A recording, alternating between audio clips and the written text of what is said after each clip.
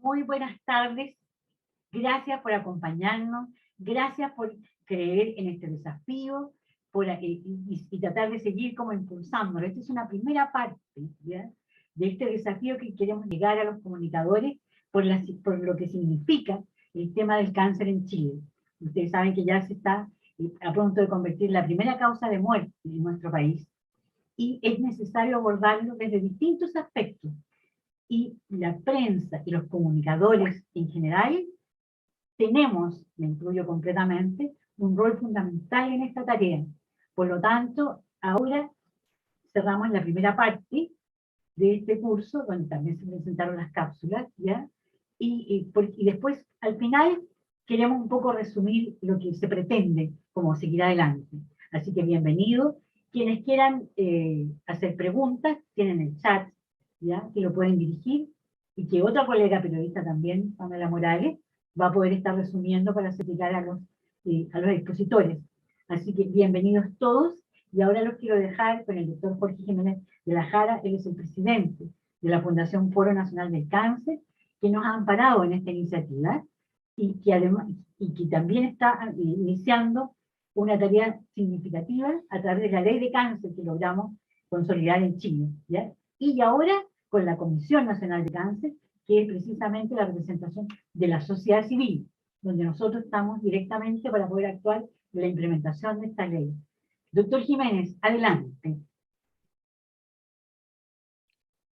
Muy buenas tardes. Muchas gracias, Nancy, por la introducción. La salud pública tiene dos instrumentos fundamentales. Uno para hacer el diagnóstico, la recolección de datos, la epidemiología, así llamada como la ciencia que ve la salud en las poblaciones.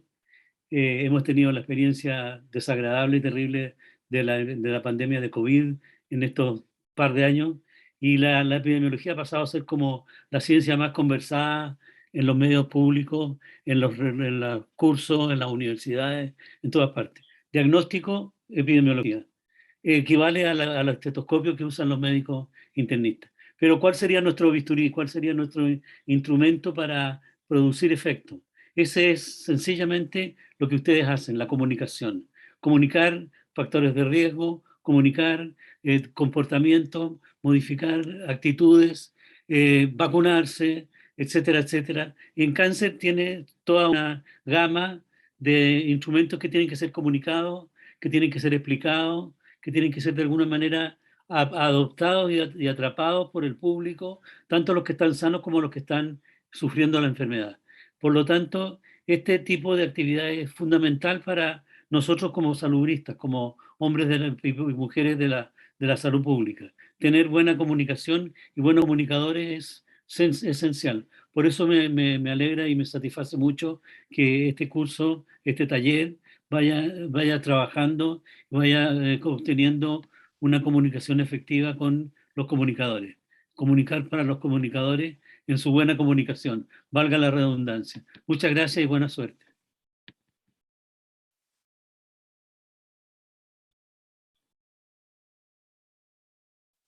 Muchas gracias, doctor.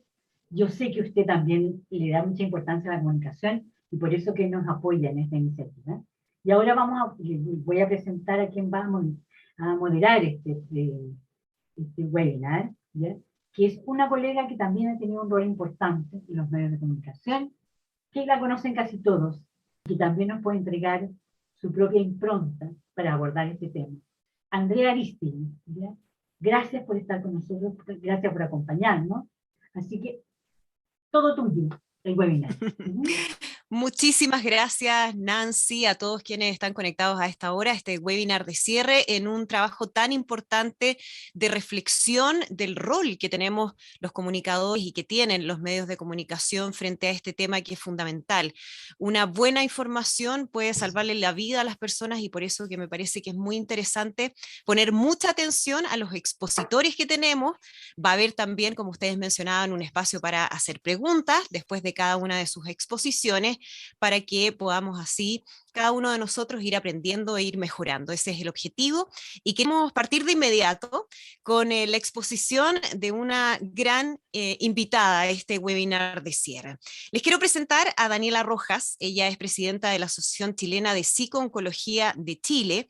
Tiene un tremendo currículum, es psicóloga, especialista en psico-oncología y cuidados paliativos, magíster en bioética, máster en comunicación científica, médica y ambiental de la Universidad Pompeu Fabra de Barcelona, España, directora ejecutiva de la Corporación Cáncer de Mama Chile Yo Mujer, docente en psico-oncología de las Universidades Diego Portales y Universidad Española Miguel de Cervantes, consejera académica del Grupo Continuidad del Observatorio de Salud Mental y Adicciones y del Centro de Estudios Interdisciplinarios de la Universidad Nacional de Rosario, Argentina, miembro de la Comisión de Ética Asistencial del Ministerio de Salud de Chile, miembro fundador de la Red Panamericana de Bioética y Comunicación. Como les decía, tremenda experiencia y conocimiento para hablarnos de un tema fundamental: lenguaje en cáncer. Daniela, muchísimas gracias por acompañarnos, te doy también la bienvenida y te dejo para que nos entregues tu mirada respecto a este tema tan fundamental.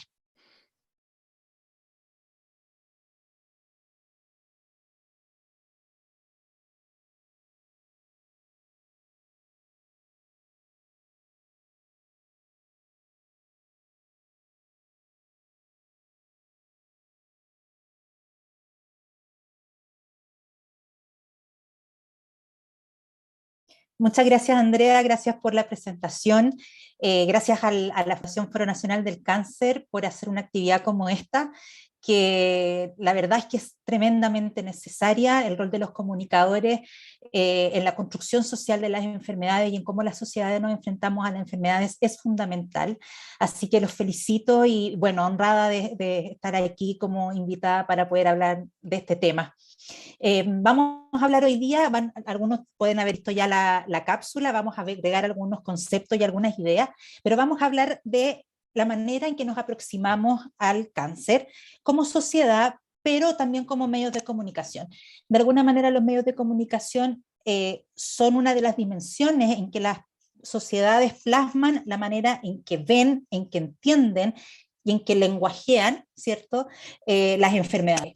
Es uno de esas dimensiones, es uno de esos escenarios donde estas narrativas tienen lugar y donde se van retroalimentando las ideas respecto a ciertas patologías en la población y por ende va influyendo en la manera en que los pacientes enfrentan las enfermedades, en la manera en que los entornos apoyan, pero también incluso en las campañas de comunicación y también en la construcción de políticas públicas.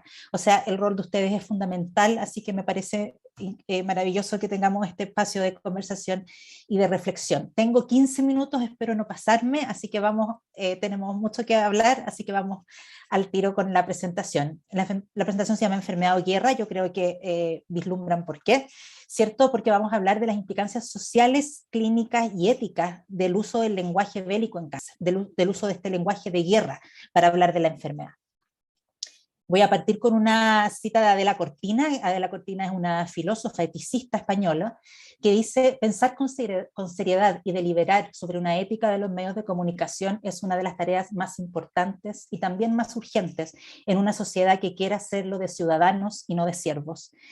Esta tremenda cita de Adela Cortina en el fondo nos confronta con el rol que tienen también los medios de comunicación en hacer sujetos de derechos, ¿no? En hacer sujetos agentes, sujetos autónomos por los cuales puedan tomar decisiones en su vida acorde a sus expectativas, a sus deseos, a sus valores y a sus proyectos vitales personales.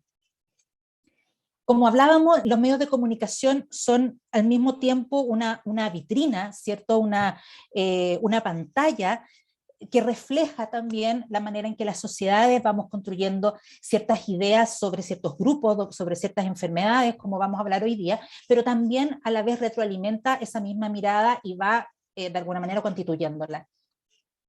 Nosotros vemos muchas veces en los medios estereotipos sociales que son parte de nuestra sociedad y que se reflejan en el abordaje de ciertas noticias, ¿no? Podemos ver noticias con titulares tendientes al racismo, otras francamente machistas, ¿cierto? Con violencia de género, donde hay mucho edadismo, y además vamos a agregar a esta colita que es el tema del lenguaje bélico, que habla de cómo a través de la cobertura de ciertas noticias, de cuando un personaje público enferma, por ejemplo, o cuando un personaje público fallece, o frente a una nueva investigación, estamos construyendo la idea social que tenemos de cáncer. Perdón. En los medios vemos más o menos esto, ¿cierto? Recogí algunos titulares, algunos son más antiguos, otros más nuevos, pero si nos fijamos hay determinados variables en común, ¿no? Michael Douglas y la lucha por su vida, así fue la penosa batalla final de Ricard Soto, Olivia Newton-John, batalla por su salud, Farrah Fawcett, batalla contra el cáncer, Bombalet enfrenta al cáncer, no me puedo morir, soy un luchador, y escogí esta y no la de finalmente cuando fallece por un tema especial que lo vamos a ver después. Patrick Swayze, la estrella de Dancing, pierde la batalla contra el cáncer, Hugo Chávez pierde su batalla contra el cáncer, y una noticia más reciente en el tiempo en Chile y que también afectó mucho al país fue el fallecimiento de Javiera Suárez, donde muchos titulares decían algo como el cáncer venció a Javiera. Si nos damos cuenta, todos estos titulares ponen al cáncer como un enemigo y a la enfermedad como una batalla. Y frente a ese escenario se pone a los pacientes y se divide a los pacientes entre ganadores y perdedores frente a ella. Vamos viendo distintas metáforas que se despliegan de esta mirada, ¿cierto?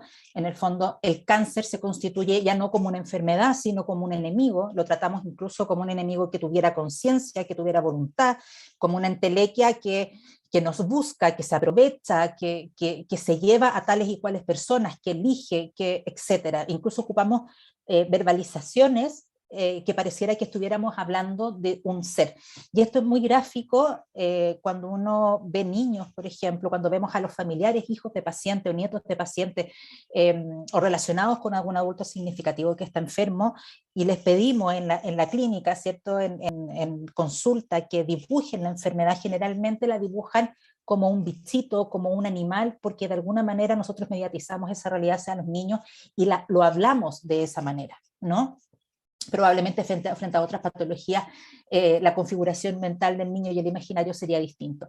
Hablamos de la guerra, ¿cierto? Para hablar de la enfermedad, hablamos del paciente como el guerrero, y aquí tenemos una primera contradicción porque probablemente todos rasgamos vestiduras en contra de la guerra, de los actos terroristas, y nos ponemos cintas negras frente a eventos como estos. Sin embargo, pareciera que el guerrero es una figura positiva, ¿no?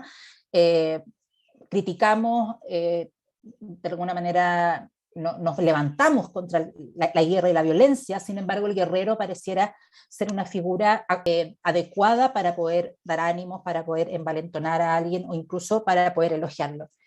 Toda guerra se despliega en un campo de batalla, ¿cierto? Y en un tiempo determinado, y aquí el campo de batalla es el cuerpo del paciente. Por lo tanto, estamos impostando sobre el paciente toda una visión de qué es su cuerpo y lo que está dentro de él, quien está en contra de su vida y de su supervivencia. Hablamos del arsenal terapéutico para hablar de tratamiento médico, muchas veces vamos más allá y hablamos de que vamos a tirar bombas, de que vamos a dirigir las balas, de que etcétera, para poder ejemplificar qué vamos a hacer con la quimioterapia, con la radioterapia, la hormonoterapia. Hablamos de la lucha, y este es como el gran concepto de esta presentación, porque hablamos de la lucha como la actitud correcta, ¿sí? Hablamos de la lucha contra el cáncer, es la semana contra el cáncer, esto es a nivel mundial, ¿cierto? El mes contra el cáncer, las organizaciones se llaman a sí mismas contra el cáncer también, como si el cáncer tuviera una especie de estatuto moral, ¿no? Como que pudiéramos estar a favor de una enfermedad y en contra del cáncer, como que pudiéramos estar a favor de la hepatitis y en contra del cáncer, cuando en rigor estamos trabajando con la enfermedad y con los pacientes y sus familiares y los equipos.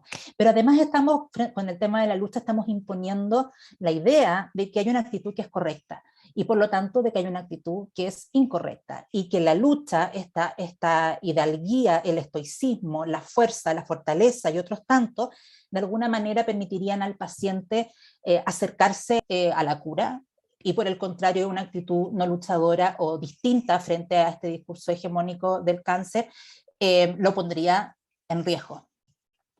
Y hablamos, por lo tanto, del ganador, que sería el paciente que se sana. Yo no podría decir, a lo mejor no hay muchas consecuencias de eso, decirle a alguien que es un ganador es algo bueno, pero estamos dando de alguna manera por sentado, aunque no lo definamos de esa manera, aunque no sea de forma explícita, aunque sí se hace de forma explícita muchas veces en los medios de comunicación, que si hay un ganador, entonces tenemos la contraparte, tenemos aquel que pierde la guerra contra el cáncer. Y aquí vemos algunas verbalizaciones de pacientes que han sido pacientes conocidos e icónicos también en sus países. Ella es Edith Cortés, una actriz mexicana que murió hace un par de años, que decía: yo estoy luchando, estoy viviendo, no soy una guerrera, soy una amante de la vida.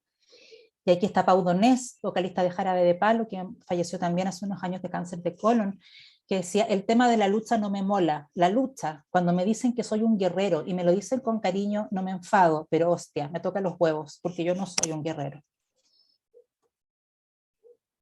¿De dónde viene esto? No vamos a hacer mucha historia, a pesar de que la tiene, y ahí les invito a ver la cápsula, porque ahí profundizamos un poquito también de dónde viene este tema de la lucha contra el cáncer, que viene de una estrategia político-comunicacional, que no esperaríamos a lo mejor al revisarlo, pero estamos enfermando en una sociedad en que entiende que las personas tienen lo que se merecen, ¿sí?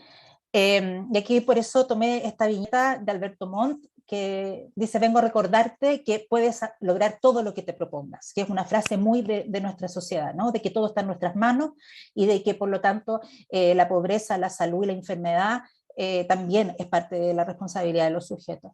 Vengo a recordarte que puedes lograr todo lo que te propongas. Hola, soy tu contexto socioeconómico y vengo a decirte que no funciona de esa forma. Hola, soy tu carencia de recursos económicos e intelectuales y no funciona así. Oli, soy tu suerte, no va a suceder. Aquí estamos, efectivamente, como dice Edgar Cabanas, que es un doctor en psicología español que tiene un libro que se llama Happycracia, que se los recomiendo mucho. Habla de que estamos en una sociedad donde la felicidad es un dogma y donde si no eres feliz es por consecuencia de tus propios actos y de tus propias decisiones. Se propone una felicidad que es un estilo de vida que apunta hacia la construcción de un ciudadano muy concreto, muy de la lógica valórica neoliberal, ¿cierto? Muy individualista, que entiende que no le debe nada a nadie, sino que tiene lo que se merece. Sus éxitos, sus fracasos, su salud, su satisfacción no dependen de cuestiones sociales. En caso de enfermedades hablaríamos de determinantes sociales de la salud, ¿cierto? Sino de él y la correcta gestión de sus emociones, pensamientos y actitudes. De alguna manera, perfecto, de alguna manera la enfermedad es vista como una claudicación de la voluntad, como que el paciente de alguna manera cometió algo. En el caso del cáncer se suele asociar a las emociones, que las emociones mal gestionadas y los duelos mal elaborados te llevaron a enfermar, y son esas mismas razones las que pueden llevar a que la enfermedad avance. Y de esa manera se desprenden todos estos mensajes al paciente con cáncer. O sea, un paciente con una enfermedad grave, con riesgo vital y con toda la crisis que significa, se le dice que tiene que tener ánimo, que tiene que ser fuerte, no llorar, pensar positivo, tener fe, no decaer, no rendirse, luchar. Esto implica en los pacientes una fuerte sobreexigencia y agotamiento por mantener la posición del guerrero, una fuerte frustración y culpa por no poder controlar incluso efectos secundarios que creen que van a poder controlar con la mente y el pensamiento positivo, y una fuerte represión emocional también por no querer mostrar la vulnerabilidad frente a sus seres queridos y ser un buen paciente para sus médicos. Se genera aislamiento emocional, se genera esta conspiración del silencio, donde preferimos no hablar de la enfermedad ni de las emociones que nos provoca, ¿cierto? Y conflictos relacionales con el entorno. Se minimiza el dolor y otros síntomas, ¿cierto? Y se inhibe la búsqueda de ayuda porque los guerreros no buscan ayuda. Se desconfía, esto lo voy a pasar un poco más rápido, pero también cuando empezamos a creer de que en la base del cáncer hay temas emocionales, por ejemplo, que vuelvo a recalcar que es algo que no tiene evidencia científica que esa sea la causa, ¿cierto? Empiezan también a gestarse soluciones de otro orden y empieza a buscarse muchas veces tratamientos que no tienen evidencia científica y que pueden incluso interferir con los tratamientos tradicionales y además con la calidad de vida de las personas. Y también proliferan las teorías conspirativas, ¿no? De que farmacéuticas tienen la cura para el cáncer y eso no ha salido, de que se está propagando por el mundo, de que tienen silenciado al doctor que tiene la cura, etc. Y se van generando estas posverdades. Y hoy día la mayor parte de la población, o una parte importante de la población, cree efectivamente que las personas se hacen el cáncer a través de sus comportamientos emocionales y que un mejor ánimo incluso puede hacer que una persona se sane más rápidamente, por el contrario de una persona depresiva o que gestiona sus maneras de una manera distinta. Esto también tiene impacto en el paciente cuya enfermedad avanza, porque empiezan a haber elucubraciones de que a lo mejor ese paciente tenía poco apego a la vida, deseos conscientes o inconscientes de morir, conflictos no resueltos, no luchó lo suficiente, se dio por vencido, perdió la batalla. Y aquí nos enfrentamos a este escenario, porque finalmente en el lado izquierdo de la pantalla estaría lo que es el luchar al final, lo que sería valorado por nuestra sociedad, cuando probablemente todos los que estamos aquí no quisiéramos terminar de esa manera, o que nuestros seres queridos terminaran de esa manera, versus el darse por vencido, o el rendirse, o el tirar la esponja o la toalla, y todas esas acepciones que ya conocemos, que sería a lo mejor poder morir en la casa o en un hospital, pero con cuidados paliativos de calidad, con confort, con alivio del sufrimiento y en compañía de sus seres queridos. A nosotros se nos olvida que el rechazo de los tratamientos es un derecho y que muchas personas pueden decir hasta aquí llego, también por el derecho a tener una muerte digna o una vida digna hasta el minuto de morir. Entonces, algunas recomendaciones para los comunicadores, ¿cierto? Es para no, en el fondo, seguir alimentando estas ideas sobre el cáncer, de que es responsabilidad de las personas, de ahí a la culpa, es muy fina la línea, ¿cierto? Y además de no seguir demonizándolo, porque creemos que las personas asustadas se movilizan más en conductas de autocuidado, y esto no es así, se pueden provocar comportamientos paradojales de no querer saber nada, de no ir a hacerme exámenes, que me muera de lo que me tenga que morir, ¿cierto? Entonces, algunas recomendaciones es no utilizar el cáncer como metáfora de lo peor de la sociedad. Muchas veces hablamos de que esto es un cáncer para la economía, o que la corrupción es un cáncer para la política, cuando hay personas que están tratando de lidiar de la mejor manera con su enfermedad. Eliminar este concepto de la lucha contra el cáncer. No es tal de que las personas que luchan se sanen y las que no fallecen, ¿cierto? Y por lo demás, esto invisibiliza el sufrimiento de los pacientes. Muchas veces pensamos que hablar de la lucha, lo que estamos haciendo es hacer relevante el sufrimiento de los pacientes, pero lo estamos acallando con todos estos mandatos sociales. No asumir la relación entre emociones y un diagnóstico y un pronóstico del cáncer, y informar los resultados de las investigaciones con prudencia, porque el cáncer se cura todos los años. A través de distintas investigaciones aparece que apareció la cura contra el cáncer, y sabemos que eso no es del todo cierto. Y para ir terminando, esto una cita de Vladimir de Simir: son los periodistas y comunicadores científicos los que deben asumir la responsabilidad de facilitar la comprensión de los procesos de la investigación, la relevancia de los marcos institucionales en los que se produce el conocimiento y las implicancias sociales, culturales y políticas que tiene la ciencia en la sociedad de nuestros días. Y una reflexión para terminar: allí donde todo es guerra, premura y combate, donde todos somos héroes, víctimas o villanos, allí no hay espacio para el silencio, la prudencia y la compasión. Cuidar de nuestras palabras es parte de nuestro deber de cuidar de nosotros mismos y de cuidar a otros. Muchas gracias.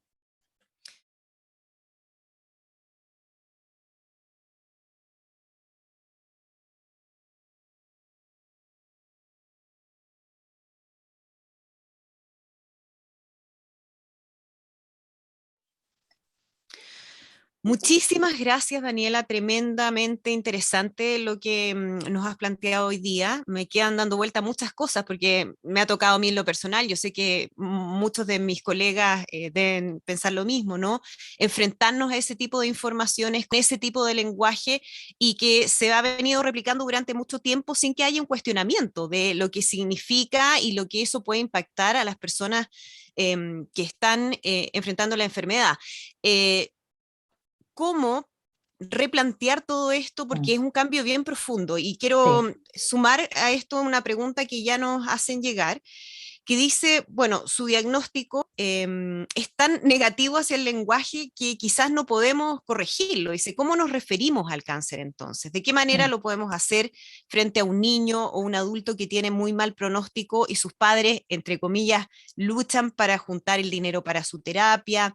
En el fondo, también hay una intención cuando uno habla de estos temas de de quizás de animar. suavizar Sí, un poco la situación, ¿no? sí. Entonces, uno es un poco temeroso respecto a las palabras que pueda utilizar por lo mismo, y quizás por esto se crean estos eufemismos que nos llevan a utilizar un lenguaje, como tú nos decías, bien militar respecto al Súper tema. mini. Sí, sí. ¿Cómo podemos empezar? Porque es muy difícil hacerlo de un día para Mm, otro, algo que está ahí mm. tan arraigado, pero ¿cómo podemos empezar a hacer una transformación en ese sentido?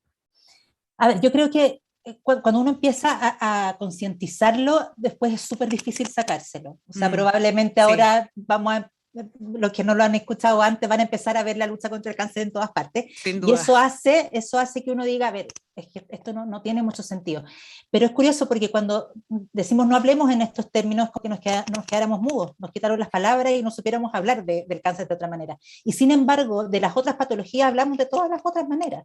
Este paciente falleció de una afección cardíaca, este paciente se recuperó de una crisis hipertensiva, y podemos hablar en esos términos. Sin embargo, con el cáncer no lo hacemos, lo tenemos internalizado de esa manera. Si logramos devolverle al cáncer su estatus de enfermedad y hablar de él como hablamos de los otros tipos de enfermedades y hablamos del sufrimiento y de la vivencia de los pacientes sin esta violencia que enmascara en el fondo el sufrimiento y no lo muestra a la sociedad, podríamos hablarlo de una manera mucho más real, mucho más y menos estereotipada en el fondo. Sí, y es cierto lo que tú dices de que cuando uno ya ve esto, cuando uno lo hace visible, empieza inmediatamente la transformación. O sea, es decir, hay que partir por visibilizar esto, que es un problema, el lenguaje que utilizamos normalmente. Y para eso, me imagino, sería bueno tener campañas, ¿no? Desde el Ministerio de Salud o desde los mismos medios, perdón la referencia, pero en Mega, por ejemplo, hemos tenido Causa, en un proyecto que se llama Mi Mega, Mi Causa, y podría ser una buena manera de empezar a mirar esto de otra forma, porque nos apela directamente al trabajo que hacemos los comunicadores, quienes estamos en medios de comunicación, pero tiene que ser un cambio, una transformación que sea de la sociedad completa. Sí, es una transformación súper paradigmática Mm, y hemos tratado de hacerlo desde hace mucho tiempo. Hace muchos años, cuando yo empecé a hablar de esto acá, efectivamente me miraban con una cara extrañísima y hoy día las mismas personas en las redes sociales se levantan un poco cuestionándolo, ¿no? sí. Un poco por el lenguaje de violencia que incluso imponemos sobre todo en los niños que tienen cáncer u otras patologías, pero sobre todo con el cáncer.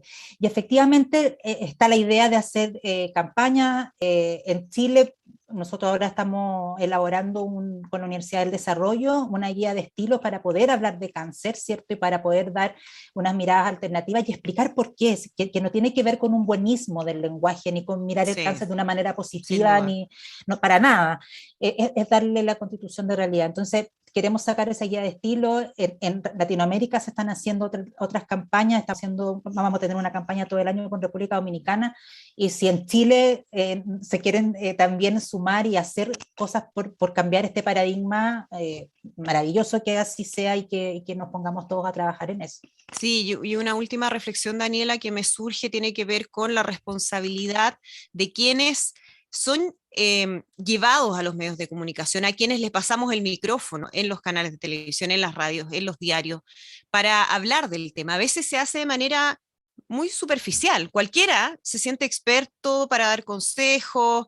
Hay mucha, y lo digo con mucho respeto, pero hay mucha gente que tiene como guías de autoayuda y cosas que tienen que ver con otro tipo de conocimientos o formación no profesional respecto a este tema, como es tu caso, y que pueden terminar siendo también súper dañinos. Sí, sí, tremendamente. Y eso tiene que ver no solo con la forma en que lo hablamos, sino cuando aseguramos que el cáncer tiene ciertas causas que hasta el día de hoy no están demostradas y que vamos culpabilizando a los pacientes por sus enfermedades, en la manera en que responsabilizamos a los estados con la tarea que tienen de asegurar una mínima salud para que las personas puedan llevar a cabo sus proyectos vitales. El cáncer tiene muchísimos determinantes sociales y efectivamente se sigue muriendo de cáncer la gente más pobre y no solo por el acceso. Y así una serie de otras cosas, las dietas que se muestran incluso en los matinales, Sí. dietas milagrosas, remedios milagrosos aparecen todos los años, y efectivamente esa información es información que afecta un problema de salud pública que es feroz y que probablemente no lo hubiésemos tolerado en COVID, por ejemplo. Pero sí lo toleramos. De hecho el MMS, que es un medicamento que se recomendó para el cáncer mucho tiempo, salió en COVID y toda la gente paró todas las alarmas y empezaron a desmentir. Pero algo pasa con el cáncer que todavía lo cubre esta especie de oscurantismo que pareciera que hubiera una manga ancha para tolerar distintas cosmovisiones y en este respeto a la cosmovisión del otro nos pasamos para el lado de dar información francamente falsa y que puede ser tremendamente iatrogénica para los pacientes. Sin duda, ahí hay que apegarse a los hechos, a lo que dice la ciencia, tal como ha sido la pelea también con el tema de la pandemia. Mucha fake news, mucha desinformación que atenta contra la vida de las personas, en este caso debiera ser también un objetivo de todos los que estamos ahí en los medios de comunicación. Daniela, muy interesante, muchísimas gracias por tu exposición y seguimos avanzando entonces con Gracias, más. Andrea.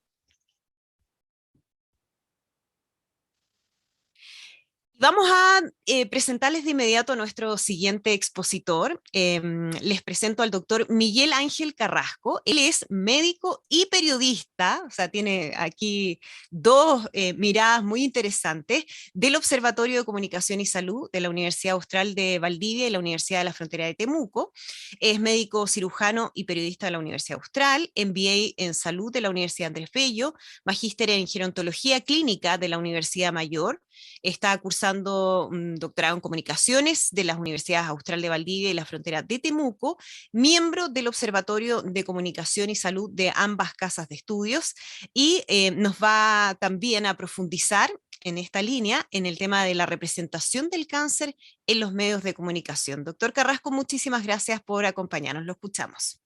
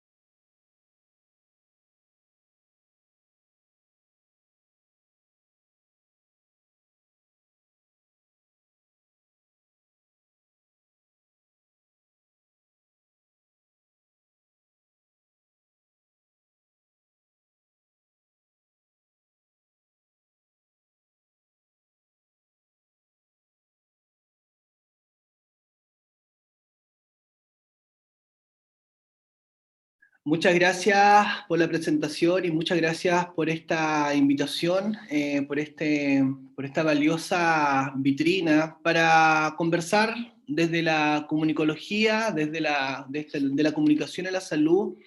¿Qué escriben los medios de comunicación sobre el cáncer en Chile? Este trabajo fue hecho por el Observatorio de Comunicación y Salud. Ahí están los autores: Miguel Ángel Carrasco, Carola Neira, Bárbara Cler, Luis Cárcamo, y contamos con el apoyo de Soledad Ojeda, nuestra amiga periodista. Los medios de comunicación en Chile, ¿qué es lo que informan sobre el cáncer? ¿De qué tópico informan? ¿Cuál es el costo de una eventual información o desinformación? Nosotros, como grupo de investigación, nos hicimos dos preguntas. La primera, técnica, un poco rígida: ¿las tasas de incidencia y mortalidad del cáncer son representadas adecuadamente en los medios de comunicación chilenos, los medios digitales chilenos? En palabras simples, los medios de comunicación chilenos escriben sobre el cáncer más frecuente, escriben o no sobre el cáncer más frecuente o el que más muertes cobra anualmente. Esa fue nuestra primera pregunta de investigación. La segunda pregunta de investigación fue: ¿con qué conceptos se relaciona esta enfermedad en los medios de comunicación? ¿El cáncer es sinónimo de muerte, desolación, miseria, pobreza o sufrimiento? ¿O es de vida, o es sinónimo de vida, esperanza, felicidad o apoyo económico? Estas fueron nuestras preguntas de investigación y para eso desarrollamos una metodología que va a explicar Carola. Bueno, para efectos del presente trabajo, nosotros desarrollamos un ejercicio de minería de datos a partir de la utilización de un crawler informático ad hoc que nos permite tener acceso a los datos textuales que los principales medios de comunicación vierten a la red social Twitter. A partir de términos de búsqueda como cáncer, neoplasia, leucemia, nosotros pudimos observar en este caso 345 medios de comunicación en Chile y obtuvimos de esta búsqueda 2.523 títulos que corresponden a nuestra unidad de análisis. Estos títulos fueron, por supuesto, publicados el año 2019.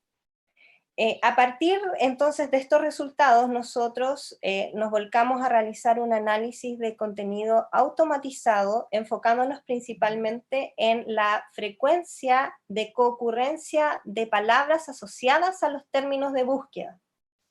Para estos análisis, nosotros empleamos el espacio de programación R con los scripts que nos facilita Quantira y algunos que fueron diseñados especialmente para este estudio.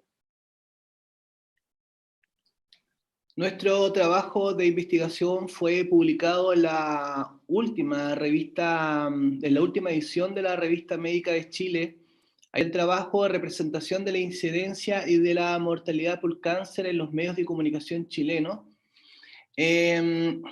A modo de contexto, estas cifras son del Ministerio de Salud, las sacamos del Plan Nacional del Cáncer.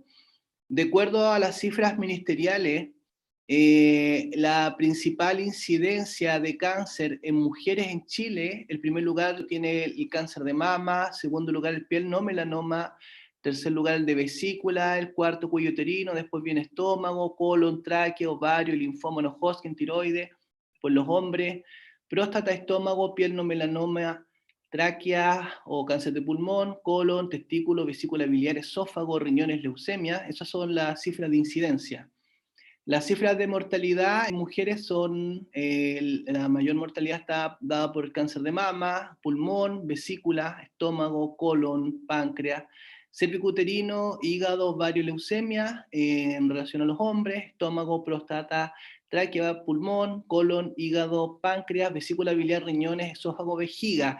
Esto es la incidencia y la mortalidad, estas son las cifras epidemiológicas del cáncer en nuestro país. Pero ¿de qué cáncer se escribe en la prensa chilena? En Chile se escribe, o se escribió en el periodo de estudio, primariamente, o en primer lugar, de leucemia. La leucemia fue la neoplasia más citada, siendo que su incidencia es una de las más bajas, y su mortalidad está en el número 10. Después se habló de melanoma de piel, de próstata, de pulmón, ahí está el orden, después de mama, colon, laringe, esófago, encéfalo, ahí está el listado completo. Lo que llama la atención de las menciones o de qué tipo de cáncer se habla en Chile es que aquellos que más matan, aquellos que tienen una mayor mortalidad, son de los que menos se habla. Por ejemplo, el de vesícula. El cáncer de vesícula es la tercera causa de muerte en mujeres en Chile, y ocupó el número 18 en el ranking de citas de cáncer. Esto nos lleva a concluir de que de los cánceres que tienen más incidencia, que son más frecuentes y los que más mortalidad generan, se escribe menos. Y la segunda pregunta, ¿y qué se habla del cáncer cuando se habla de cáncer? Nosotros para eso hicimos una nube de palabras. Por ejemplo, del cáncer de próstata se habla de que es un cáncer que se puede prevenir a través de exámenes, que tiene un costo y que afecta a los hombres, que existen algunos mitos, y que es un cáncer, eso, Chile, esas son las palabras que se relacionan con cáncer de próstata. Cáncer de mama, mujeres, se puede prevenir, hay campañas y se atiende en los hospitales. Estos son los conceptos que se relacionan a las noticias que se publican sobre cáncer de próstata y cáncer de mama. Ahora, por ejemplo, en el cáncer de estómago, si uno analiza los conceptos en relación a esta neoplasia, estómago es un cáncer donde las personas se mueren. En el cáncer de vesícula es un cáncer en relación al cual se investiga, que es frecuente en el Maule, se investiga, hay proyectos, se puede prevenir, pero esos son más o menos los términos relacionados al cáncer de vesícula biliar. Ahora en melanoma de piel, las palabras son agresividad, mortalidad. Esos son principalmente mortalidad agresivo. Y en leucemia la padecen niños. Esas son las palabras que se relacionan con estas neoplasias. A modo de conclusión, los cánceres que reciben más cobertura en Chile son aquellos que afectan a personajes públicos o que tienen un perfil asociado a lo emotivo, como es el caso de la leucemia y el melanoma de piel. La alta mención de la leucemia se debe porque afecta principalmente a niños, y los niños tienen una fuerte carga emocional en los medios de comunicación. Y los medios dan cuenta de esta condición enfocando el relato al largo aliento de la enfermedad, la sobrevida como lucha en relación a la exposición anterior. Y la cobertura que tuvo el melanoma de piel el 2019 fue porque afectó a Javiera Suárez y fue cubierto por una lógica hiperemotiva. En la vereda opuesta se sitúan los cánceres de próstata y de mama, que si bien están subrepresentados en la cobertura de los medios, sí están bien analizados y bien presentados, si se consideran en relación a sus tasas de incidencia y mortalidad. Lo bueno de cuando se habla de estos cánceres es que se analiza bien el contexto, se abordan desde la prevención, de la operatividad y la detección temprana, lo que habla de que estos cánceres están bien asentados en los medios. Se habla poco, pero cuando se habla de estos cánceres se habla bien. Por el otro extremo, cánceres con una muy baja cobertura en los medios tienen una alta tasa de incidencia y alta tasa de mortalidad. Por ejemplo, el cáncer de estómago y el de vesícula biliar, para los cuales se puede llegar a una pesquisa precoz. Si existe en los medios, si existe la sospecha, si existe un screening. La descripción de estos cánceres siempre se enfoca desde lo técnico. La cobertura de noticias sobre cáncer e incidencia de las patologías neoplásicas es consistente con otras investigaciones. Esto significa que hay otras investigaciones en otros países que son, la cobertura que se hace en nuestro país es muy similar a la que ocurre en Chile. Es superficial, desequilibrada, según el perfil epidemiológico del cáncer. Otra conclusión es que en Chile, o en el 2019, 11 estudios, se produjo una invisibilización de los factores de riesgo como el sexo, la edad, lo que impide que se desarrollen conductas preventivas en la población y se aleja, se dificulta el diagnóstico temprano. Aquí lo importante es entender, reflexionar que la comunicación en salud puede llegar a ser una herramienta de prevención que actualmente está subutilizada. Y esta es una pregunta un poco más incisiva. ¿Quién va a querer hacerse un examen preventivo? Si el cáncer es sinónimo de muerte, de tragedia, de dolor, ¿quién va a querer saber que se va a morir, que va a sufrir y que al final se va a meter en una vorágine de tragedia? Por lo tanto, es urgente destinar recursos a la investigación y a la comunicación en salud. Pero hay buenos espacios en comunicología. Hola. Sí, hay una luz en cuanto a investigación. Nosotros actualmente se está desarrollando una nueva base de datos para trabajar en investigación, en este caso con un crawler también informático que nos permite no solo identificar frecuencias y palabras clave, sino que también identificar entidades. Esto es identificar organizaciones de las cuales se habla en el cuerpo completo de la noticia, identificar personas de las cuales se habla, identificar localidades de las cuales se habla. También a partir del trabajo con esta base de datos, nosotros podemos desarrollar análisis de tópico o modelación de tópicos que corresponde a la utilización, en este caso, de algoritmos computacionales capaces de detectar la distribución de palabras dentro de un set de datos, agrupándolas de acuerdo a temas similares o temas latentes, que desde lo que nosotros conocemos en el análisis de prensa podría interpretarse como los encuadres o la orientación propiamente tal de la noticia. Eso sería nuestra presentación. Muchas gracias.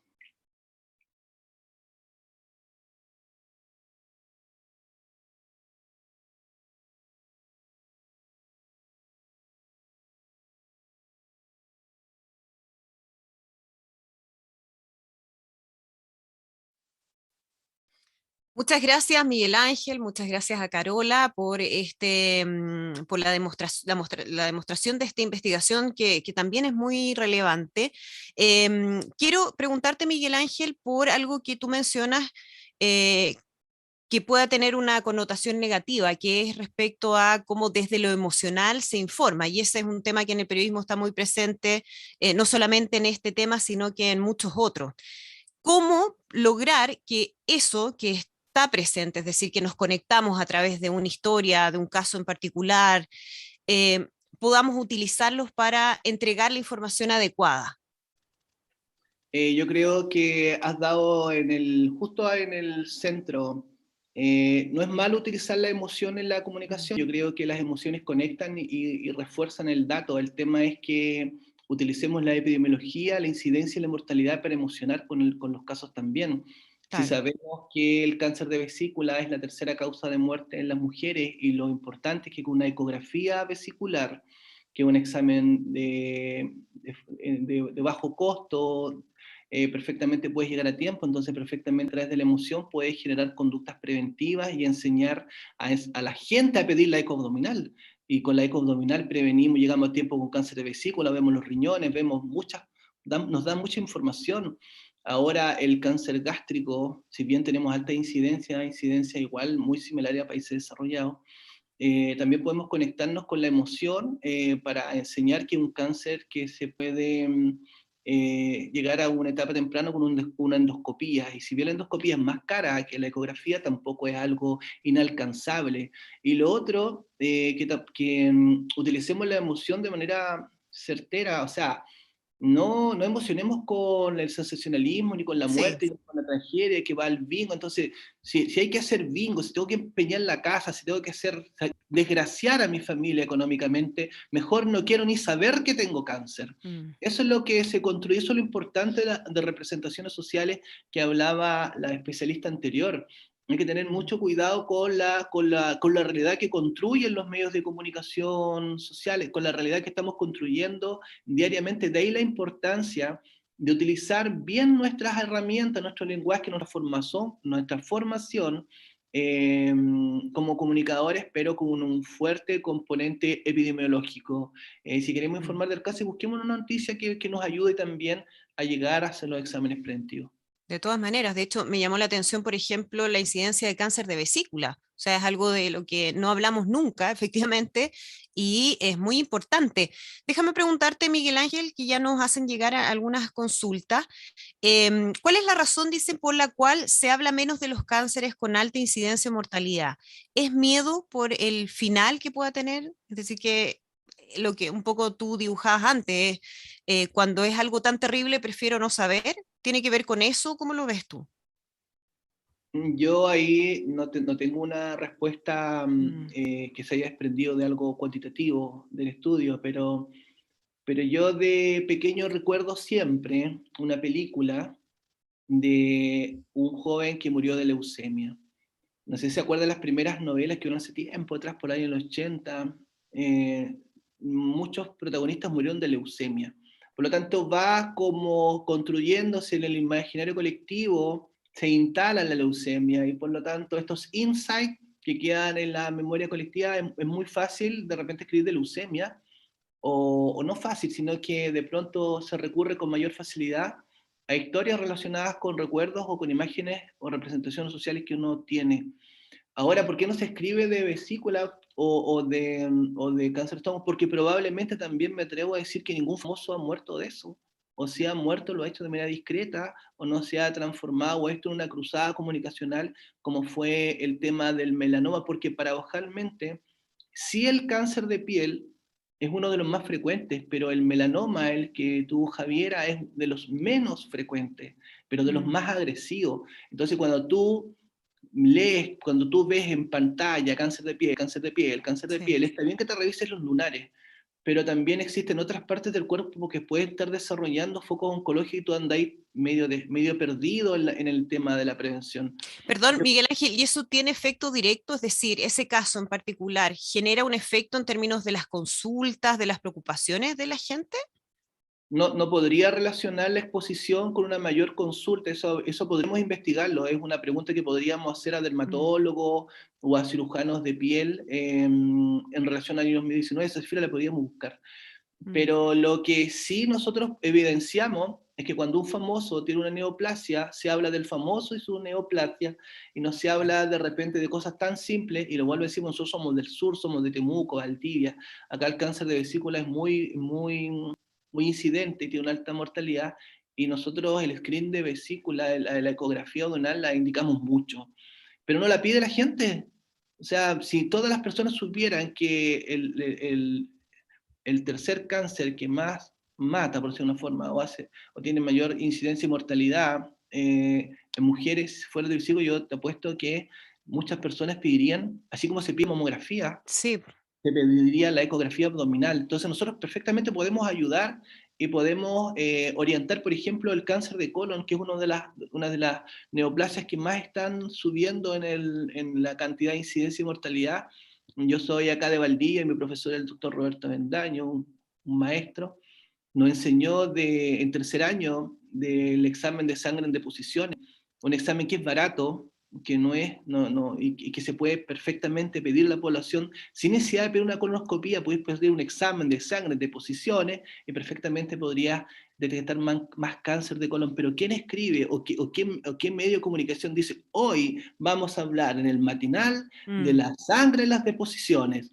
No vende, pero perfectamente se podría conectar esa noticia a una emoción, y esa es la responsabilidad de grandes comunicadoras como nuestra entrevistadora, que pueden hacer algo por eso.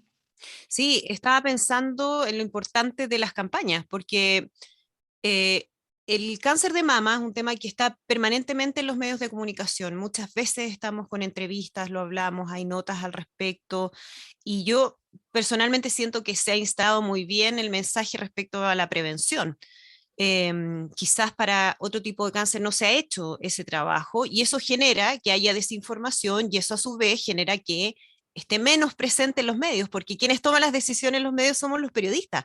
Y si los mismos periodistas no tenemos esa información, es muy poco probable que entre a las pautas de prensa. Pero ahora ahí está el estudio, Carol tiene el link. Lo Sí, podemos sí, sin duda. trabajar Miguel más. Ángel, perdón, tengo que hacerte una última pregunta. Es que me dan ganas de hacer muchas preguntas, pero también nos han estado llegando preguntas. Y hay una desde Radio Cristal de Uruguay que preguntan por qué, y tú como comunicador puedes hacer también esa reflexión, ¿por qué no se educa a las y los periodistas para cambiar el lenguaje que se transmite? Estas instancias son de suma urgencia para así evitar dañar a pacientes y sus familias que conviven día a día con el cáncer. Qué buena la pregunta, un saludo Uruguay. Dentro de las buenas noticias, cortito, que dijo Carola, es que Sofía 2 puede leer, preguntar sobre Uruguay, sobre los 12 principales medios de comunicación de Uruguay, de acuerdo al informe de la Reuters, y así de muchos países más, así que podemos hacer este trabajo, lo podemos hacer en múltiples países, y comparar realidades también. ¿Por qué no se comunica mejor? ¿Por qué no se esfuerza más, no nos esforzamos más en transmitir bien la noticia? Porque falta esta información.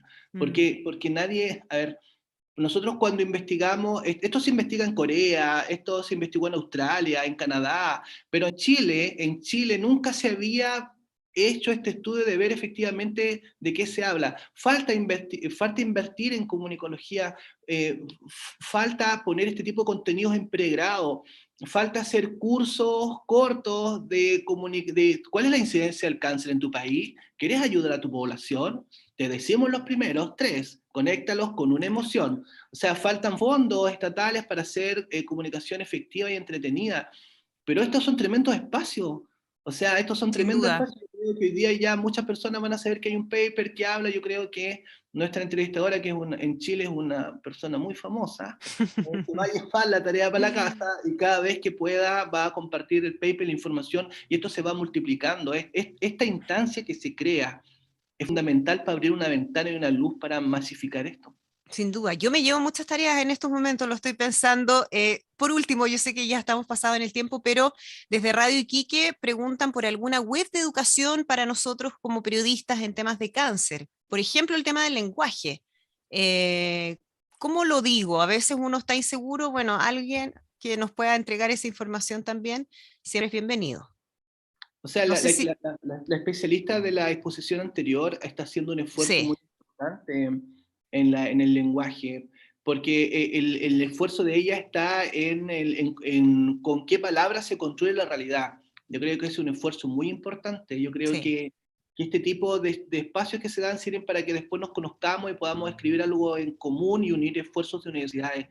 Y salir con un manual de estilo que perfectamente puede ayudar a construir la realidad oncológica en los medios de comunicación de manera distinta, porque aquí yo como médico, aquí lo más importante es que lleguemos, que logremos hacer entender a la gente de que el cáncer ya no es sinónimo de muerte, no es sinónimo de muerte, el cáncer en etapas iniciales es curable, pero tenéis que llegar a tiempo, y para llegar a Sí. tiempo tenéis que entender que hay muchos exámenes preventivos que son requete baratos y que podéis pedirlos, pero enseñémosles a la población a que los pida. Perfecto. Miguel Ángel, muchísimas gracias. Carola también, que fue parte importante de esta investigación y de esta exposición. Muchísimas gracias por conversar con nosotros y bueno, nos quedamos ahí con varios pendientes, pero que tenemos que asumir para avanzar en un tema que es tan relevante. Muchas gracias. Vale, gracias a ustedes.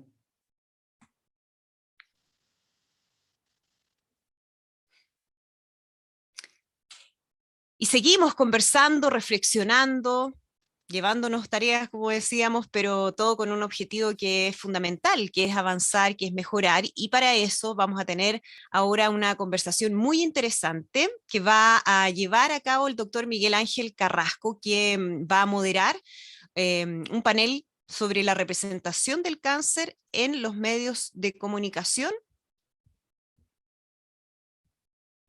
No, me equivoqué. El doctor Gonzalo Valdivia, que va a moderar el próximo debate. Habíamos despedido recién a Miguel Ángel, se me traspapearon ahí los nombres, pero lo importante es que va a ser el doctor Gonzalo Valdivia quien va a moderar este debate.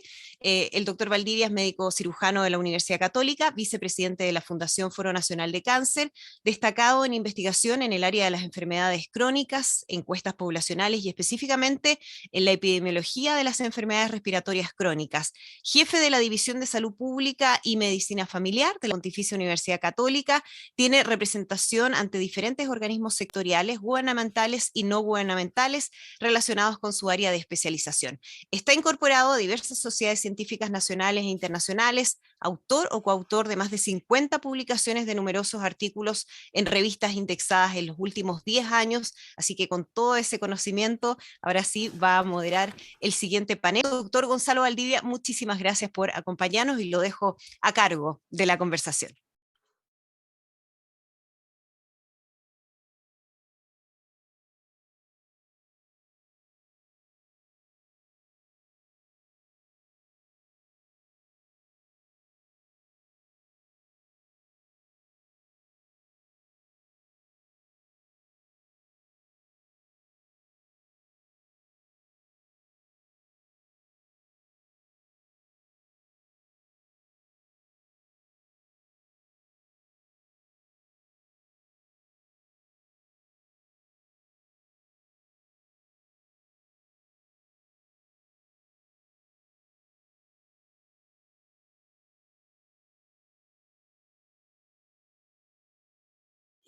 Muchas gracias, Andrea. Encantado de estar acompañando en este debate que da cierre a esta interesante sesión, donde se ha comunicado y hemos conocido muchos aspectos de la complejidad de la comunicación en el cáncer. Nos van a acompañar tres personas que desde distintas perspectivas en relación a las necesidades de información y las formas de comunicación en cáncer pueden contarnos acerca de sus experiencias y perspectivas. Nos acompaña, voy a presentarlos muy brevemente, Víctor Hugo Flores, que es presidente de la agrupación La Voz de los Pacientes, el ingeniero comercial, fundó la asociación con la finalidad de informar a los pacientes, familiares y la comunidad en general motivados por experiencias complejas desde la perspectiva familiar, como muchos de los que estamos aquí presentes. A través de una radio y medios digitales, partieron en el litoral central y ya se han expandido a Santiago, Temuco y Valdivia. Próximamente se instalan en Iquique y en Antofagasta. También nos acompaña Sebastián Urbina, quien es director del portal cancerlatam.com. Él es licenciado en medicina y es periodista de la Universidad de Chile, especializado en temas médicos y científicos con amplia experiencia en prensa escrita, incluyendo la cobertura en congresos médicos en Estados Unidos, Europa y en América Latina. Trabajó en los diarios del Mercurio y La Tercera. Y el doctor Roberto Rosso, que es médico cirujano, el especialista en oncología, en radioterapia en la Universidad Católica, es el actual presidente de la Sociedad Chilena de Radioterapia y recientemente elegido por sus pares para integrar la nueva flamante Comisión Nacional del Cáncer en Chile. Él es magíster en planificación y financiamiento de política de salud de la London School of Economics en Reino Unido y ha participado en investigaciones en la Fundación Foro Nacional del Cáncer, en la actualización de guías y protocolos de garantías explícitas en salud en Chile. Formó parte también de la Comisión Asesora del Ministerio de Salud en Marías del Cáncer en la elaboración de nuestro Plan Nacional. Bueno, como ya hemos visto, con las interesantes presentaciones y experiencias surgen un montón de desafíos, opciones de mejora y opciones también de intervención en el mundo de las comunicaciones en relación con el cáncer. Y en este sentido, más que un debate, es un intercambio de ideas desde tres posiciones distintas respecto a un tema común que es la comunicación. Le quiero pedir en primer término a Víctor Hugo que nos plantee su visión desde la perspectiva de los pacientes, las necesidades de información que se consideran fundamentales para los pacientes y algún tipo de estrategias más priorizadas que en su opinión pudieran ser relevantes. Disponemos de poco tiempo, así que son importantes las ideas fundamentales. Muchas gracias, Víctor. Muchas gracias, doctor. Por nuestra parte, bueno, agradecerle la invitación desde Radio La Voz de los Pacientes Chile. Yo creo que aquí es sumamente importante el trabajo, ¿cierto?, que nosotros desempeñamos con los pacientes, acercando la salud al paciente y la familia, porque acá es un todo. Yo creo que hoy en día los pacientes y las familias tienen una participación sumamente importante de poder transmitirles cierta tranquilidad, por supuesto, y también empoderarlos, educarlos para que, en este caso, la atención entre médico-paciente sea lo más clara y lo más relajado posible, porque muchas veces el paciente se bloquea. Y es a eso que nosotros nos enfocamos directamente en nuestra radio y en nuestra fundación. La necesidad del paciente es tener la información a tiempo. Y ese es el punto fundamental de lo que nosotros queremos. Y dentro de la estrategia, yo creo que hoy en día la tecnología, como vino a quedarse, yo creo que la radio online para nosotros ha sido un exitazo. Es la única forma de podernos conectar, de poder acercar al paciente. Yo creo que faltan más medios de comunicación, educar al paciente. La telemedicina vino a quedarse. Yo creo que estamos a tiempo de poder seguir educando y seguir acompañándolos desde esta vereda. Eso podría aportar Valdivia. Perfecto, Víctor Hugo.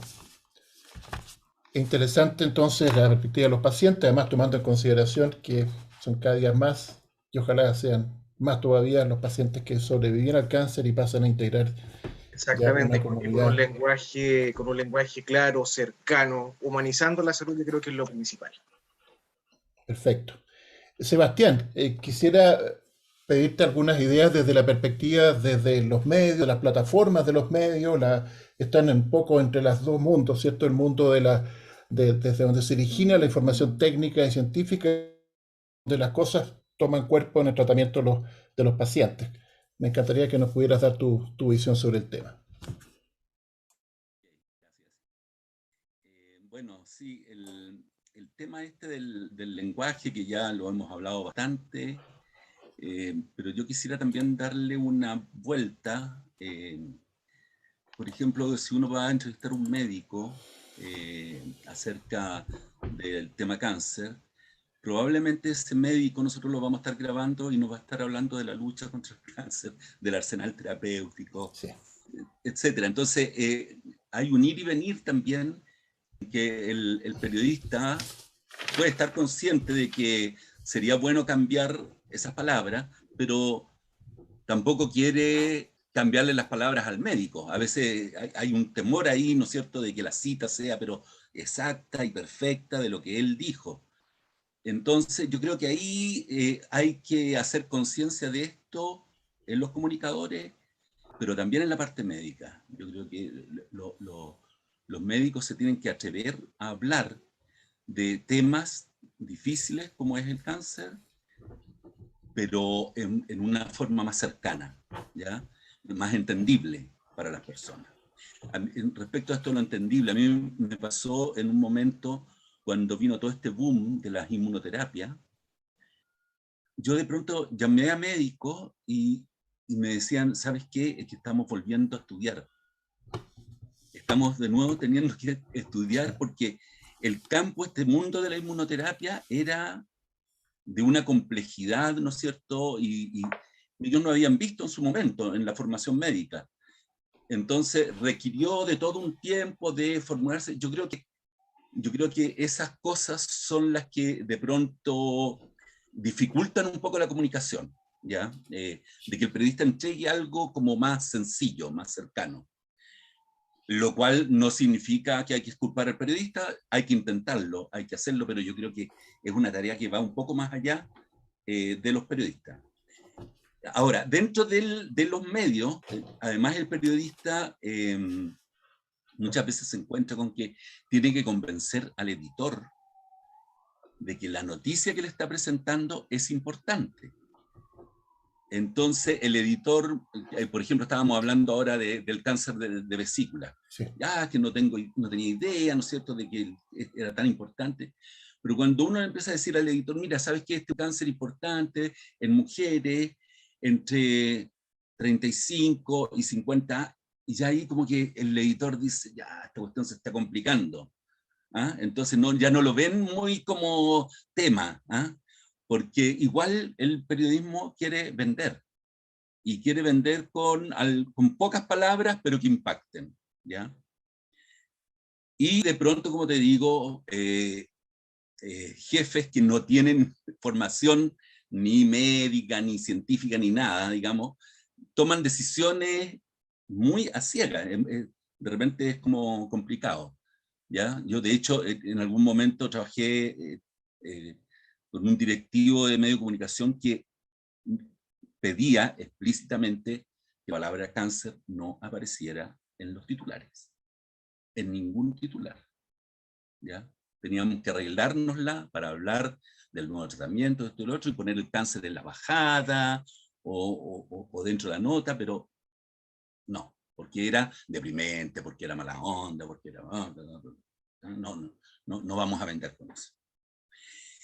Entonces yo creo que hay una ensalada cultural de repente en todo esto, más aún, o sea, para mí esto que estamos hablando y todas estas complicaciones son reflejo de la importancia del cáncer, de la importancia del tema, de que es un área que además está teniendo un desarrollo terapéutico muy acelerado, que estamos transitando hacia cronificando una enfermedad, digamos, y eso es difícil ponerlo ahí en el mensaje.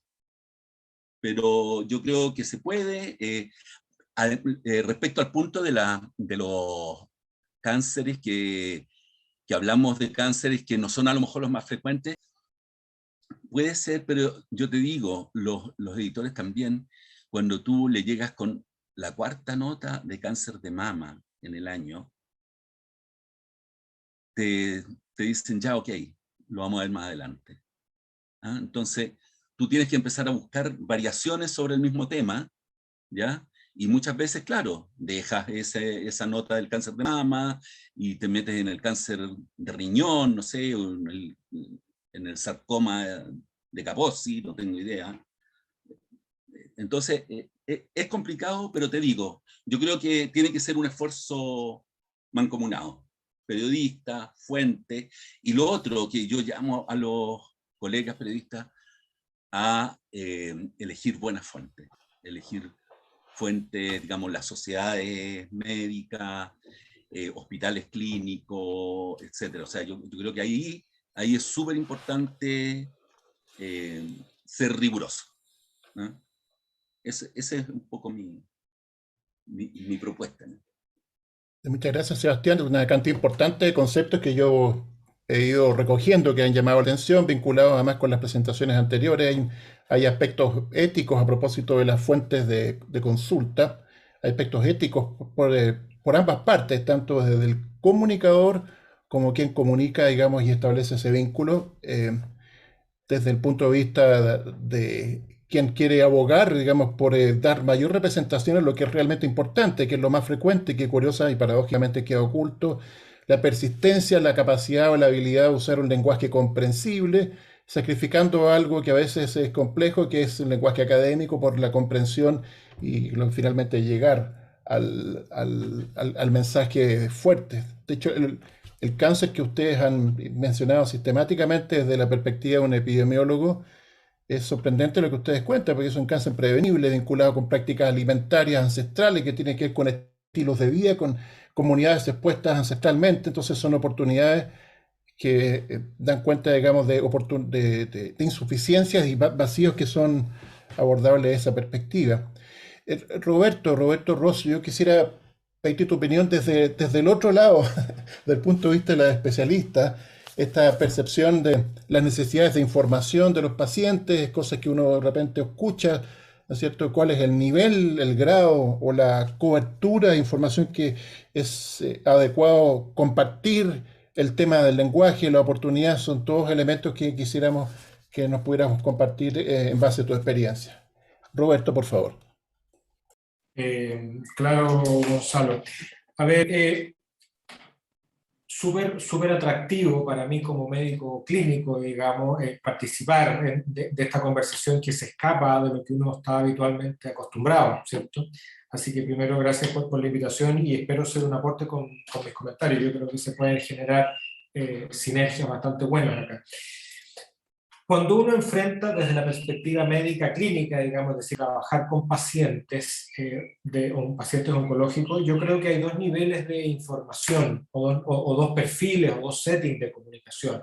El primero es cuando tú te enfrentas como clínico, seas el tratante o no el tratante, pero a una población muy específica. Ejemplo, el paciente o la familia que tú tienes frente a frente, ¿cierto? Entonces, ahí evidentemente que tu tarea es entregar información concreta, real, confiable, atingente a ese caso en particular, de la manera más simple posible. Y esa manera más simple posible va a depender de varios elementos.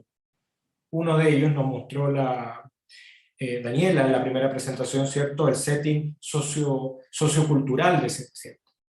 No podemos pretender explicarle lo mismo a un niño, a alguien que no terminó cuarto medio, a un paciente de 85 años, hipoacúsico, es decir, que escucha mal, que a un profesional universitario, por ejemplo, de la misma profesión o del área de salud, ¿cierto? Ahí tenemos que tener un lenguaje que nos permita entregar esa información.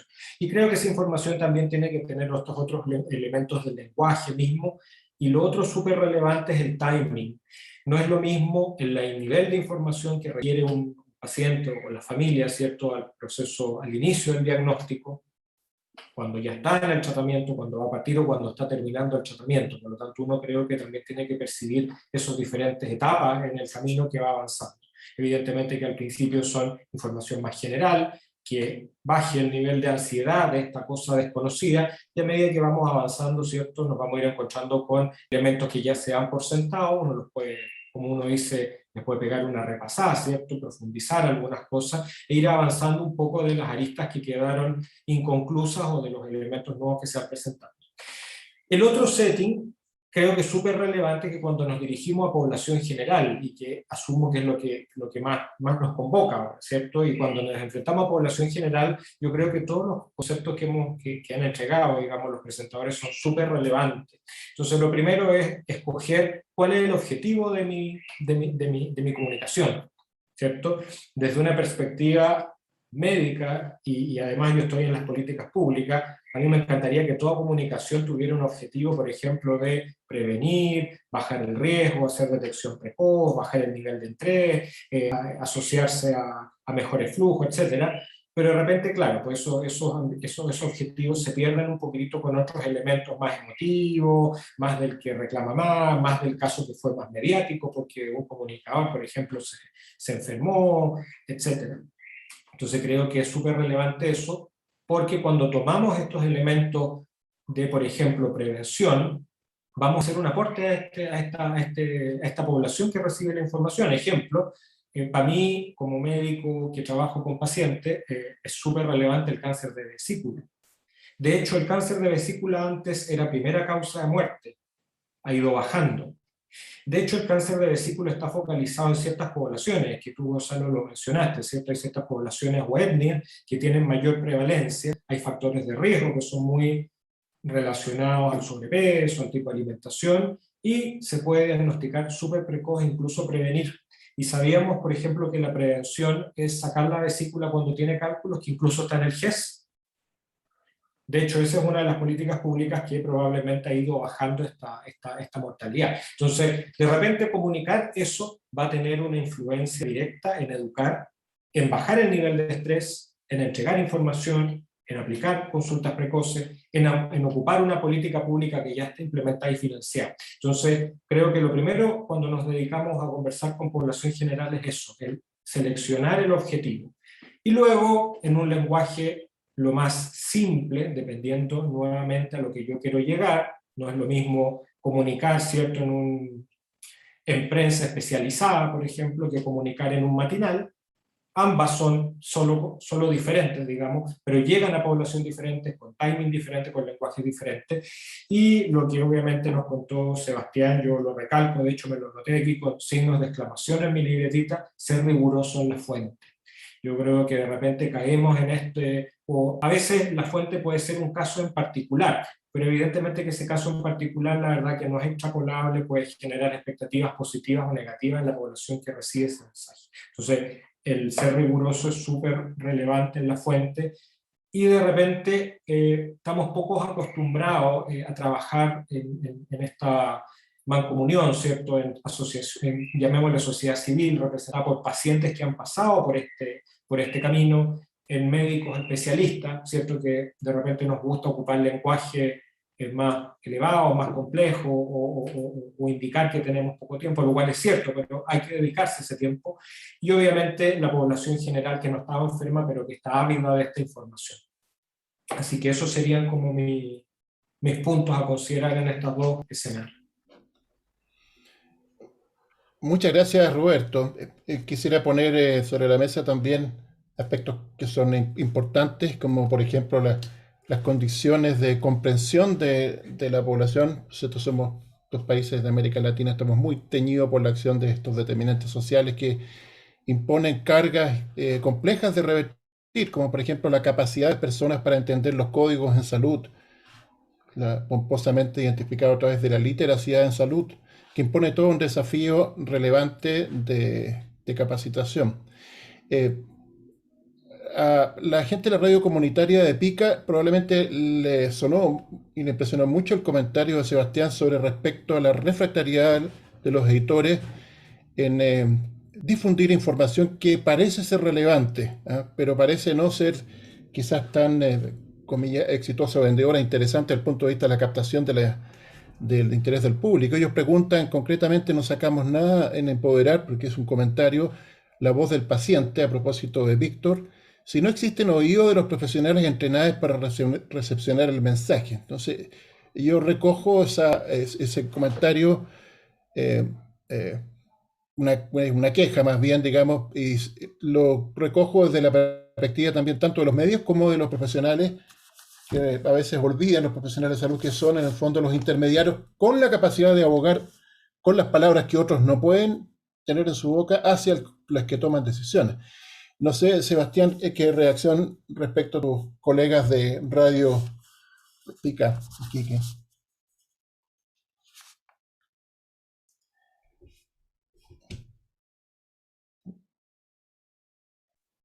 Yo creo que un poco la solución a esto se está dando con los medios digitales, ¿ya? Un poco que se está abriendo, ¿no es cierto?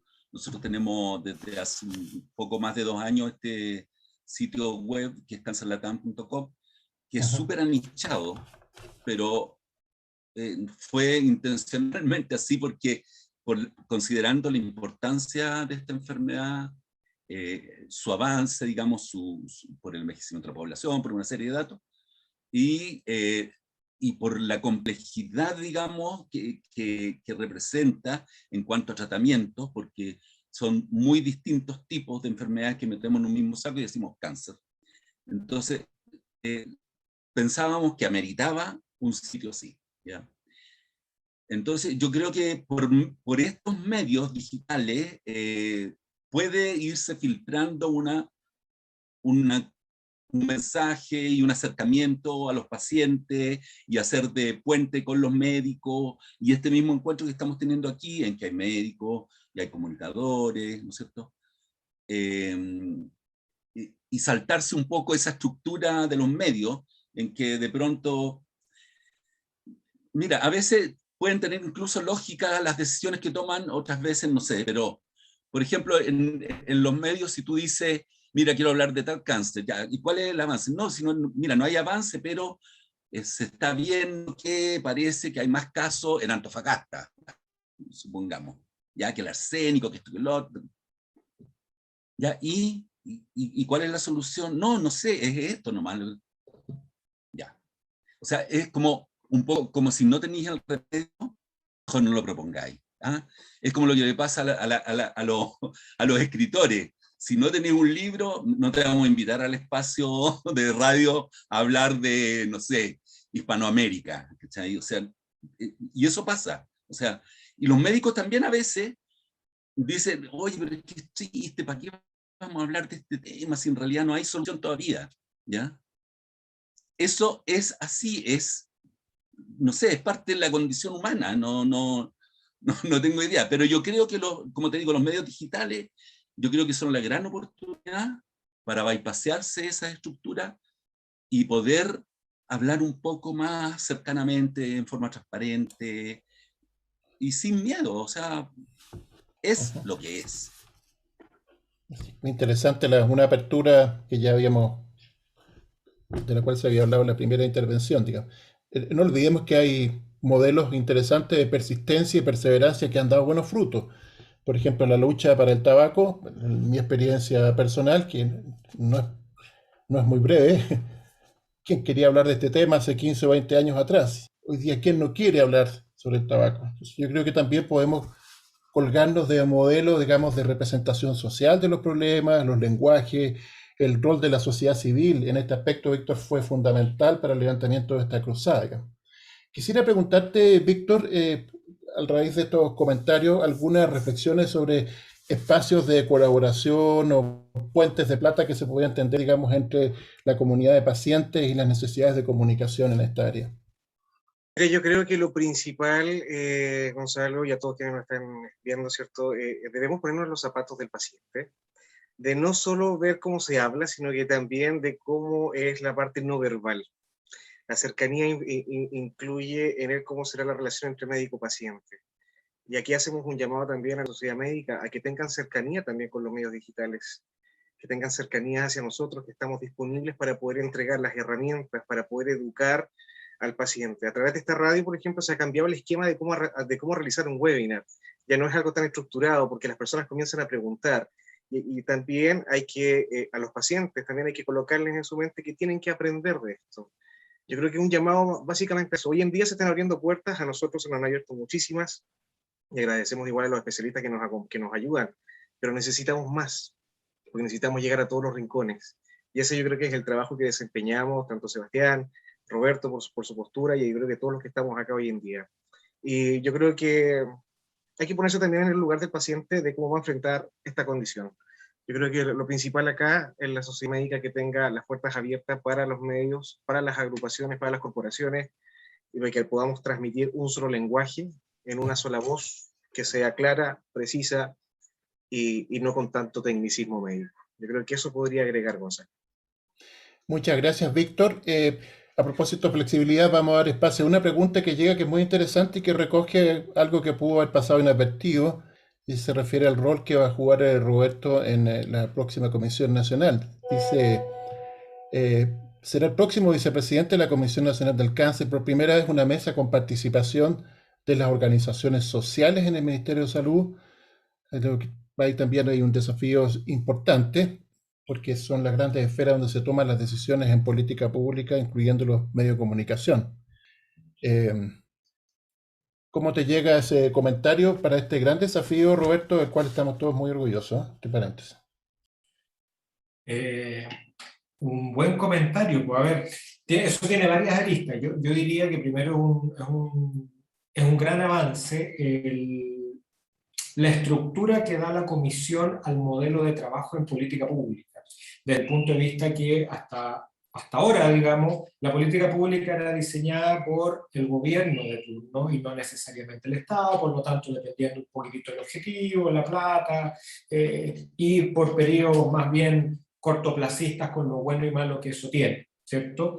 Además, siempre la salud específicamente hemos ido transformando el concepto en un conjunto de prestaciones. Entonces uno dice, bueno, ¿qué incluye? Incluye, mira, que veas al doctor, incluye un escáner, incluye estas drogas, pero estas otras no, escucha, estas cirugías, pero estas otras no, por las razones que fueran.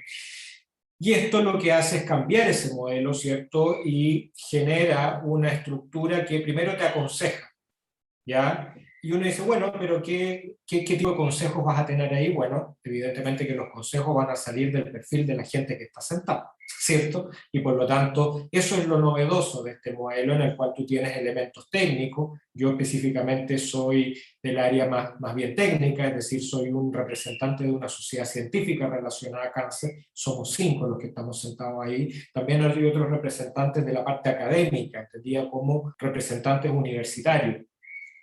Y hay otra parte que está representando a la sociedad civil, entendida como asociaciones de pacientes, es decir, que no son técnicos, no son académicos, pero tienen otros intereses que son súper válidos también y que tienen que conversar, ¿ya? Y lo otro novedoso de esta comisión es que no es solo consultiva, es decir, no es que cuando la autoridad quiera hacer algo te va a llamar y te decir, oigan niños, quiero actualizar, por ejemplo, la guía de cáncer de mama. Pero las otras no las quiero actualizar porque, pucha, estoy apurado, no tengo plata, pucha, se me vino marzo encima, no sé. Entonces, que esas no las vamos a revisar.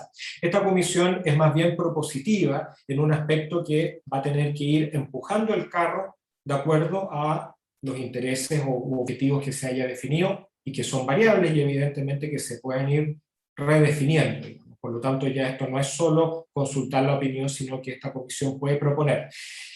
Y en los diferentes aspectos, ciertos aspectos tan básicos como la prevención, la comunicación, donaciones, temas tributarios, ¿cierto? Entonces vamos sacando el paradigma de, oye, si esta cirugía está o no está, esta droga está o no está, sino que vamos haciendo una mirada mucho más holística, ¿cierto? Y en un acompañamiento desde prevenciones, diagnósticos precoces, etapificaciones, obviamente los tratamientos, acompañamiento y hasta un concepto del morir que de repente lo tenemos súper abandonado, ¿ya? Así que esos serían mis aportes en cuanto a la esperanza que todos tenemos de este cambio en la forma de generar la política pública al menos.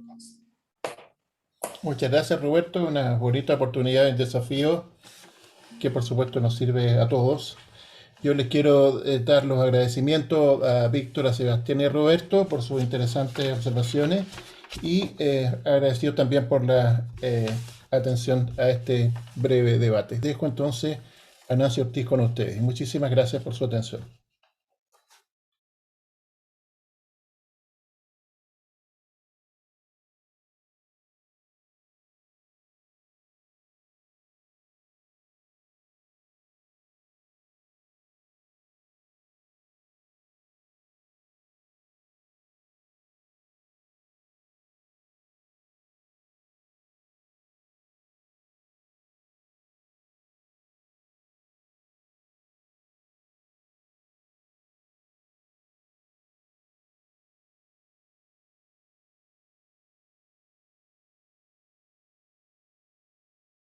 Bueno, la verdad que tengo que decir gracias, gracias, gracias. La verdad que impresionada, hasta emocionada, por la dimensión que hemos logrado, los contenidos, incluso los alcances, porque me estaban incluso informando que ya en alguna de las plataformas, sobre todo el tema de las radios como digitales, ya teníamos una conexión de más de 1.200 personas, lo cual es impresionante, impaciente y además de distintas partes de Latinoamérica, lo de verdad que resulta admirable y conmovedor.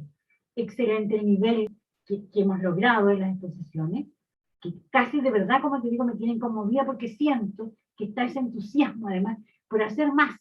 Partimos con esto, pero de verdad que ya se plantearon varios desafíos y ya podemos convencer a otros y ya podríamos seguir adelante. No quiero dejar pasar para agradecer especialmente a quienes nos apoyaron en esta iniciativa, que fueron los auspiciadores y sobre todo los patrocinadores, que es una cantidad impresionante, lo cual da cuenta de que existe un interés de todos los sectores por relevar este tema y realmente lograr acuerdos, incluso poder tener algunas recomendaciones y el sueño de poder casi proponer intervenciones en los medios de comunicación de este tipo. Entonces, permítanme agradecer al Grupo BALID, a los laboratorios Roche y AVI por su aporte de financiamiento y a toda esta lista muy importante de los patrocinadores que confiaron en nosotros y que espero que nos sigan ayudando y apoyando en estas iniciativas. Uno, la Unión Internacional contra el Cáncer, una de las principales ONG mundiales sobre la enfermedad, la Coalición de América Saludable, que es toda una organización significativa a través de América Latina, las sociedades científicas de radioterapia y de cancerología, ¿sí? El Instituto Nacional del Cáncer, incluso GOCHI, que es donde se concentran los oncólogos del país, la Asociación de Mujeres Periodistas, ¿ya? Que también está dentro, que pertenecemos a ellos, ¿sí? El Instituto Nacional del Cáncer, el Grupo de Comunicación en Salud de las Universidades Australes y la Frontera, ¿ya? La propia FARC, Cáncer Latam, también como portal informativo importante, y también a Chago, que es una organización que agrupa a organizaciones de pacientes destinadas a la enfermedad. Gracias, gracias a todos. Les vamos a seguir entregando información.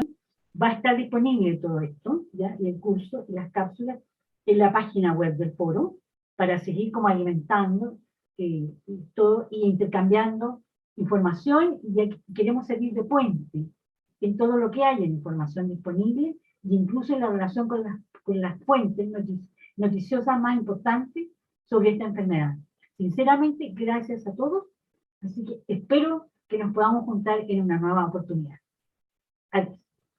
Ok. Andrea me dice que quiere también dar unas palabras que es muy importante para nosotros. ¿Ya? No, muchísimas gracias, Nancy. En la línea de lo que tú venías comentando, algunas reflexiones finales de lo que hemos estado escuchando que me parece interesante. Lo que vemos es que se necesita un esfuerzo compartido. Valoraba mucho lo que se está haciendo desde los medios digitales, ahí lo mencionaban en la conversación que sostenía el doctor Valdivia, me parece que es súper relevante, pero también necesitamos que en los medios de comunicación masivos el tema esté presente, ya haya información de calidad. Y para eso necesitamos periodistas que estén formados, no solamente en el uso del lenguaje, que es fundamental, sino que también tengan un contacto directo con los profesionales, con los expertos, con el mundo científico, para que podamos incorporar estos temas en nuestra pauta diaria. A veces es difícil, es cierto que hay a veces obstáculos para poder incorporar estos temas, como lo hay en un montón de otros temas que algunos consideran son un poco difíciles de abordar.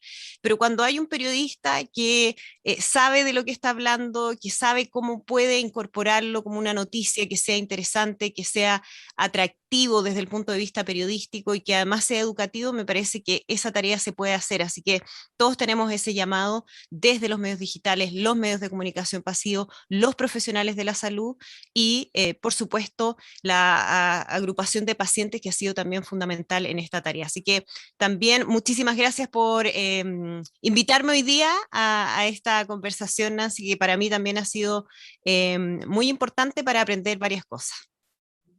Perfecto, gracias. Ahora la foto. Lo encendemos todas las cámaras, ¿sí? ¿Ya?